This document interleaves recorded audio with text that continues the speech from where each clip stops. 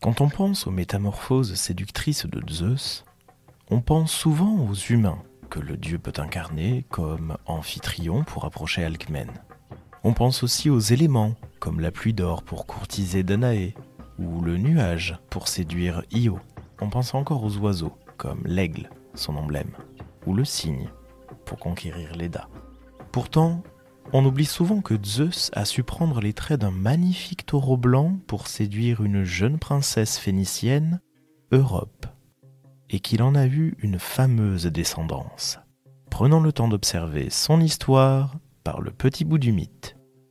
Aujourd'hui, Europe ou l'enlèvement fondateur.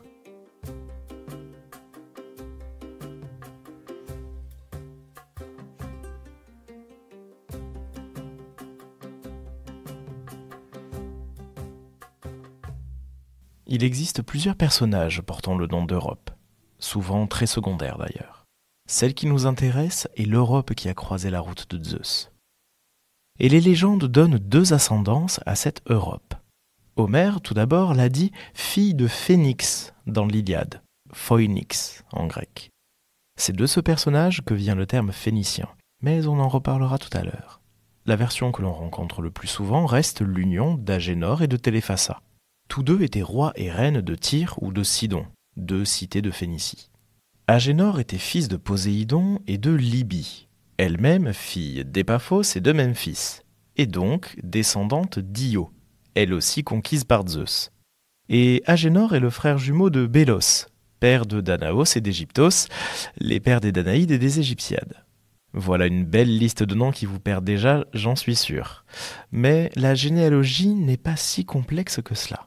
D'ailleurs, Io a déjà eu droit à un épisode de ce podcast, tout comme les Danaïdes, à travers le personnage d'Hypermnestre. Je vous renvoie bien volontiers à ces deux épisodes. Le couple royal Agénor et Téléphassa a donné naissance à plusieurs enfants, dont la liste varie selon les auteurs. On retrouve surtout Cadmos, le fondateur de la ville de Thèbes, Cilix, Phénix et Europe. D'autres auteurs voient aussi le devin Phinée ou encore Céphée, le père d'Andromède, comme appartenant à cette fratrie. Au-delà de tout cela, seul l'épisode bien connu qui va suivre est relaté par les auteurs. Ovide s'y frotte dans ses métamorphoses, mais l'auteur qui s'est emparé le plus longuement du mythe d'Europe est le poète bucolique Moschos, un poète du IIe siècle avant notre ère. Il compose une petite épopée intitulée Europée. D'ailleurs, on parle d'épilion pour qualifier ce type de poème. Entrons donc dans le vif du sujet avec la déesse Aphrodite qui envoie un songe à la jeune Europe. Et ici, comme chez Homère, elle est donnée comme fille de Phoenix. Aphrodite est d'ailleurs nommée ici Cypris. Une fois, Cypris envoya à Europe un doux songe. C'était l'heure où commence le troisième tiers de la nuit et où l'aurore est proche. L'heure où le sommeil, posé sur les paupières des hommes, détend leurs membres et les enchaîne en mettant à leurs yeux un tendre lien, l'heure aussi où s'ébat la troupe des songes véridiques. Alors, la fille encore vierge de Phoenix, Europe, qui dormait dans sa chambre à l'étage supérieur, crut voir deux terres se disputer à son sujet, la terre d'Asie et la terre d'en face. Leur aspect était celui de femmes. L'une avait les traits d'une étrangère, l'autre ressemblait à une femme du pays. Elle s'attachait plus fort à la jeune fille comme à sa fille, représentait qu'elle l'avait mise au jour et que seule elle avait pris soin d'elle. Mais l'autre, la saisissant de force de ses mains puissantes, l'entraînait sans qu'elle résistât, et déclarait que, de par la volonté de Zeus porteur d'égide, il était décidé qu'Europe lui appartenait. Celle-ci se précipita hors de son lit garni de couvertures. Elle avait peur et son cœur palpitait, car le songe qu'elle venait de voir avait été aussi net que ceux que l'on voit quand on veille. Longtemps, la jeune fille demeura assise et silencieuse, ayant encore les deux femmes devant ses yeux ouverts. Puis enfin, elle éleva une voix craintive. « Qui, des habitants du ciel, m'a envoyé de semblables visions ? Que signifient les songes qui, planant dans ma chambre au-dessus de ma couche garnie de couvertures, m'ont dressé tout ému pendant que je dormais doucement ? Qui était cette étrangère que j'ai vue dans mon sommeil ? Quel désir d'elle a envahi mon âme ? Et elle, de son côté, avec quelle affection elle me faisait accueil et me regardait comme sa propre fille ? Ah, fasse les immortels que ce songe s'accomplisse heureusement pour moi ! Cela dit, Elle se leva et alla chercher ses compagnes, nobles filles de son âge, nées la même année qu'elle, qui plaisaient à son cœur et étaient associées à tous ses jeux, qu'elle se prépara pour prendre part à un chœur de danse, qu'elle lava son corps à l'embouchure des rivières ou qu'elle cueillit dans la prairie les lys à la laine parfumée. Elles, aussitôt, se montrèrent à ses yeux. Chacune avait dans les mains une corbeille pour recevoir les fleurs. Elles gagnèrent les prairies voisines de la mer, qui était le lieu de réunion habituel de leurs troupes, charmées par la beauté des roses et par le bruit des flots. Europe elle-même portait une corbeille d'or magnifique, admirable merveille, admirable travail d'Héphaïstos. Il l'avait donnée à Libye quand elle était entrée dans le lit du dieu qui ébranle la terre. Libye l'avait donnée à la toute belle Téléphassa, qui était de son rang.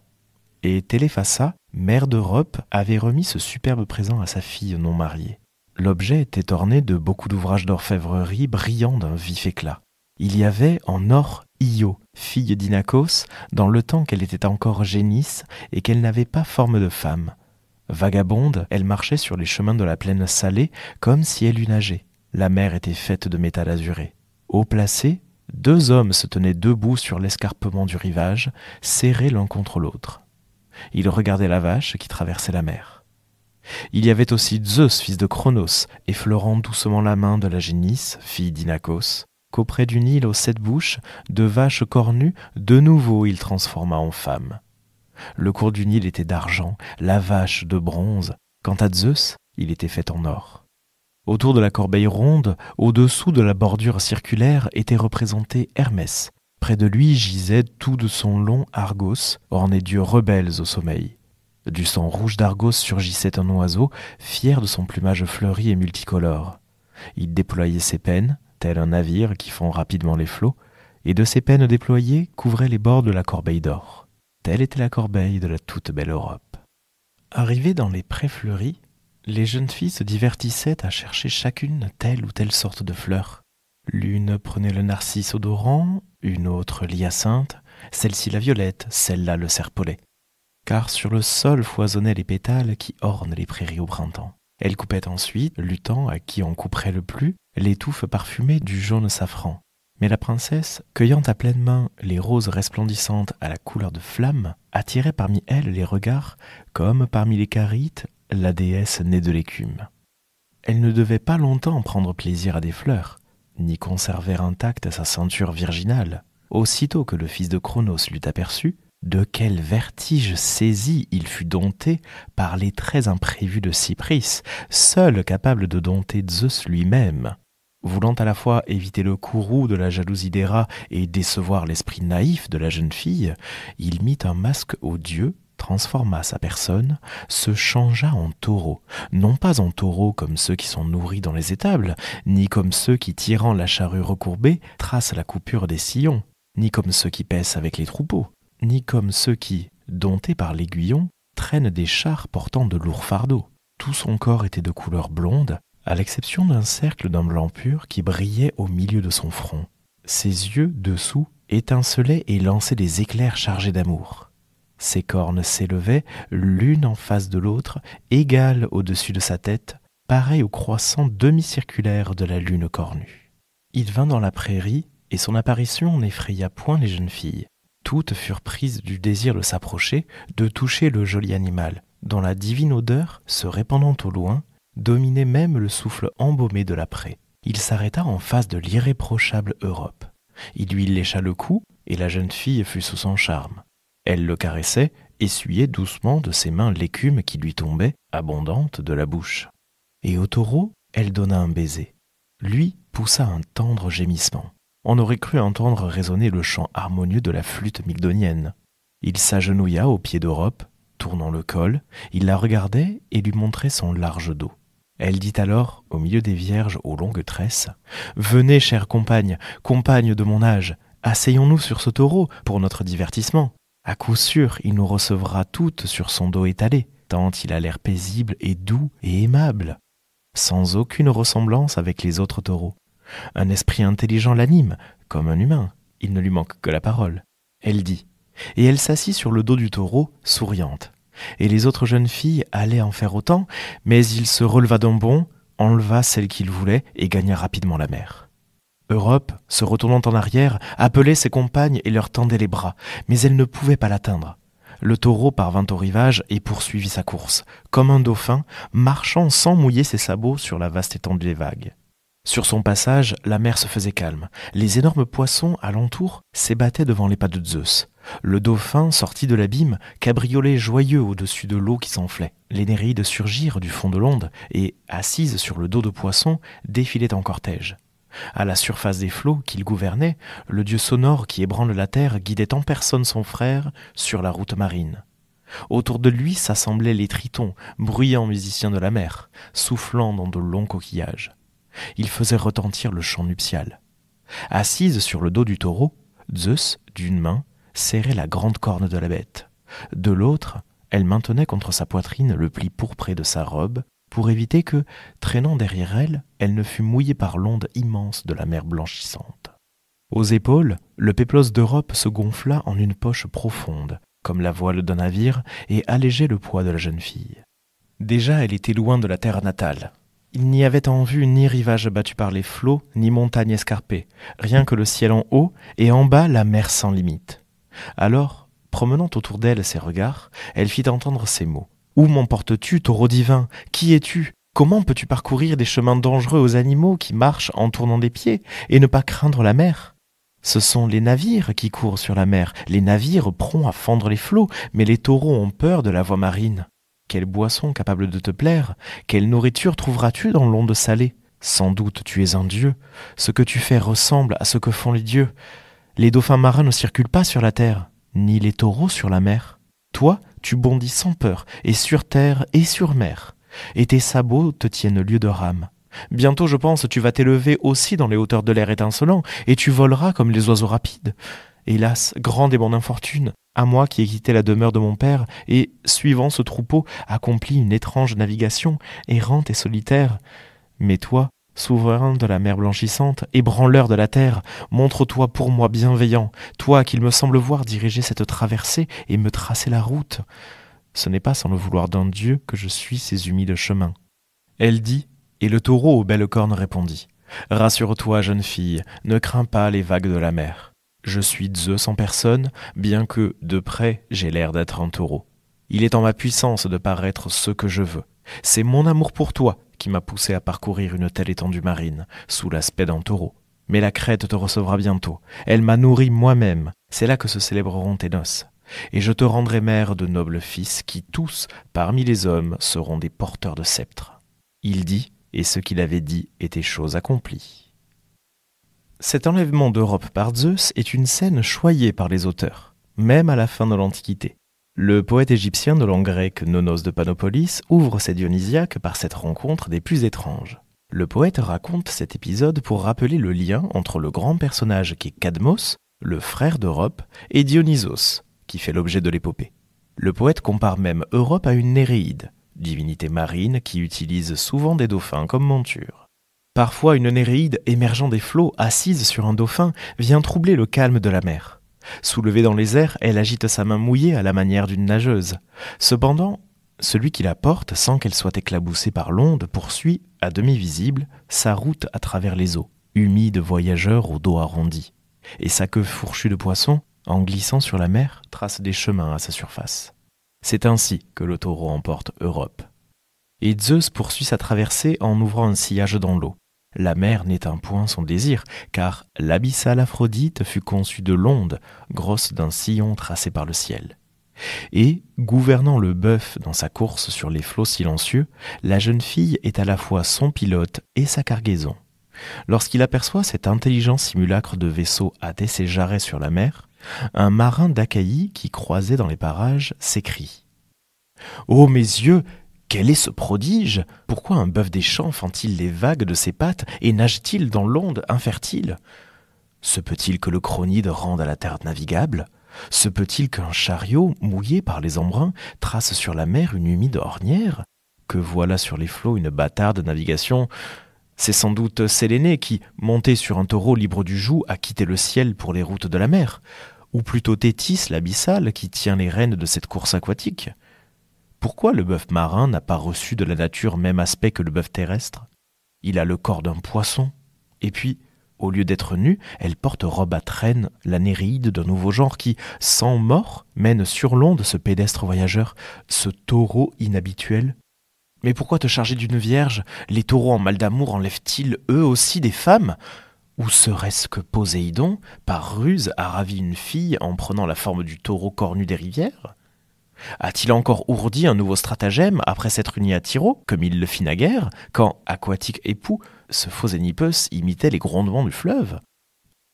Sous la plume de Nonos, le marin cherche donc dans son esprit l'identité du dieu métamorphosé en taureau, taureau bien inhabituel.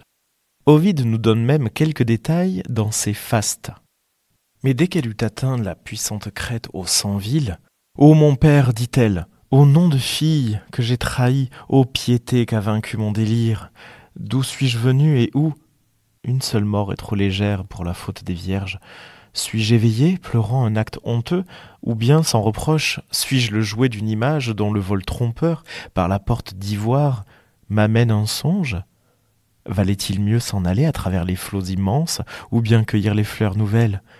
Si quelqu'un maintenant le livrait à ma colère, ce taureau qui me déshonore, je voudrais de toutes mes forces déchirer, briser avec le fer les cornes du monstre naguère tant aimé. Sans pudeur, j'ai abandonné les pénates paternelles, sans pudeur, je fais attendre Orcus. Ô Dieu, si quelqu'un des dieux entend mes paroles, fais que j'erre nu au milieu des lions, avant qu'une affreuse maigreur n'ait envahi l'éclat de mes joues, que cette proie, tendre et pleine de sève, se soit desséchée, je veux, belle encore, nourrir les tigres. Méprisable Europe, ton père absent te presse, que tardes-tu à mourir? Tu peux, à cette orne, avec ta ceinture qui t'a heureusement suivi, suspendre et briser ton cou. Ou bien, si tu préfères les roches, les écueils aiguisés pour la mort, allons, confie-toi à la bourrasque rapide, à moins que tu n'aimes mieux filer ta tâche d'esclave. Toi, le sang des rois, concubine livrée à une maîtresse des pays barbares. Ainsi elle se lamentait, mais à côté d'elle se tenait Vénus, souriant malignement, et son fils, l'arc détendu. Puis, quand la déesse se fut assez divertie, « Trêve, dit-elle, de colère et de bouillante querelle, quand l'odieux taureau viendra te donner ses cornes à déchirer. Tu es, sans le savoir, femme de l'invincible Jupiter. Laisse-la les sanglots, apprends à bien porter une haute fortune, une part du globe recevra ton nom. » Évidemment, cette part du globe qui reçoit le nom d'Europe est bien le continent. Ce qui va être aussi expliqué par Ovide dans ses fastes. Reprenons donc au milieu des eaux quelques instants. Souvent, la jeune fille soulevait ses pieds au-dessus de la surface de la mer. Elle redoutait d'être atteinte par les éclaboussures de l'eau. Souvent, le dieu avisé s'enfonçait dans les flots jusqu'au dos pour l'obliger à s'agripper plus fortement à son encolure. Le rivage, une fois atteint, Jupiter se redressa. Il n'avait plus de cornes, le bovin s'était métamorphosé en dieu. Le taureau monte au ciel. Quant à toi, fille de Sidon, Jupiter te féconde et ton nom est donné à la 3e partie du monde. Mais d'autres auteurs des premiers siècles de notre ère se sont emparés du mythe pour en proposer des représentations. Le plus insolite, pour les lecteurs actuels, est le roman d'Achille Tatius, le roman de Leucippé et Clitophon. Il commence par la description d'un tableau représentant l'histoire d'Europe. Ce procédé est une ekphrasis, littéralement une description d'œuvres d'art, chose fréquente chez les anciens qui ne pouvaient évidemment pas envoyer de photographies d'œuvres. Et c'était déjà le cas pour la corbeille tout à l'heure. Mais nous n'apprendrons rien de plus dans l'ouverture de ce roman, puisqu'Achille Tatius s'est largement inspiré du poème de Moschos. Le reste du mythe est résumé par le mythographe Apollodore dans sa bibliothèque. Et voici ce qu'il nous dit à l'arrivée de Zeus et d'Europe en Crète. Là, Zeus s'unit à elle, et elle enfanta Minos, Sarpédon et Rhadamante. Quand Europe disparut, son père, Agénor, envoya ses fils à sa recherche, en leur défendant de revenir avant de l'avoir retrouvée. Sa mère, Téléphassa, partit aussi à sa recherche, ainsi que Thasos. Mais après avoir fait toutes les recherches possibles, comme ils étaient incapables de découvrir Europe, ils renoncèrent à rentrer chez eux et ils s'établirent chacun de son côté. Phoenix en Phénicie, Cilix au voisinage de la Phénicie. Tout le pays qui s'étend à côté du fleuve Pyramos, Cilix l'appela Cilicie, d'après son propre nom. Cadmos et Téléphassa s'établirent en Thrace. Semblablement, Thasos fonda en Thrace la cité de Thasos et il s'y établit. Europe fut épousée par Astérios, le prince des Crétois qui éleva ses enfants. Devenus grands, ceux-ci se querellèrent. Apollodore développe ensuite le mythe des enfants d'Europe, qui fera l'objet d'un prochain épisode, notamment autour de Minos. Europe semble vivre une vie paisible auprès d'Astérios. Zeus lui offre aussi un gardien à 4 pattes, afin de la protéger. Il s'agit du chien Lélaps, qui avait la particularité de ne jamais manquer sa proie. Et ce chien est offert ensuite à Minos, puis même à Céphale, qu'il utilise pour attraper le renard de Thémès, un animal qu'il était impossible d'attraper. Et ces 2 animaux sont justement figés en pierre par Zeus, qui déteste les paradoxes. Jetons un rapide coup d'œil au frère le plus connu d'Europe, Cadmos, et Apollodore reprend la parole. Lorsque Téléphassa mourut, Cadmos l'ensevelit et, après avoir reçu l'hospitalité des Thraces, il alla à Delphes s'enquérir du sort d'Europe. Le dieu lui dit de ne plus s'inquiéter d'Europe, mais de se laisser guider par une vache et de fonder une cité là où elle tomberait d'épuisement. Muni de cet oracle, il fit route par la Phocide et, lorsqu'il rencontra une vache des troupeaux de Pélagon, il la suivit. Elle traversa la Béotie et se coucha. Là, Cadmos fonde une cité, la Cadmée, à l'endroit où se trouve maintenant Thèbes. Après cet épisode, Cadmos combat tout d'abord un dragon, de qui il prend les dents pour les semer, et de ces dents naissent des guerriers, des Spartes, qu'il combat, et seuls 5 parviennent à survivre. Comme le dragon était un fils d'Arès, il doit 1 an de servitude aux dieux. Mais une année pour les dieux est une année que l'on dit perpétuelle, c'est-à-dire qu'une année divine durait 8 années humaines. Et au bout de cette année de servitude, Athéna lui donne le pouvoir, et Zeus lui donne pour femme Harmonie, la fille d'Aphrodite et d'Arès. Et nous retrouvons Europe justement autour des noces de Cadmos et Harmonie, puisque Europe aurait offert à Harmonie un magnifique collier, dont certains pensent qu'il a été produit par Héphaïstos lui-même. Et le collier d'Europe, devenu collier d'Harmonie, ne saurait être qu'un signe de malheur pour les descendantes de Cadmos, ce que nous observerons plus tard.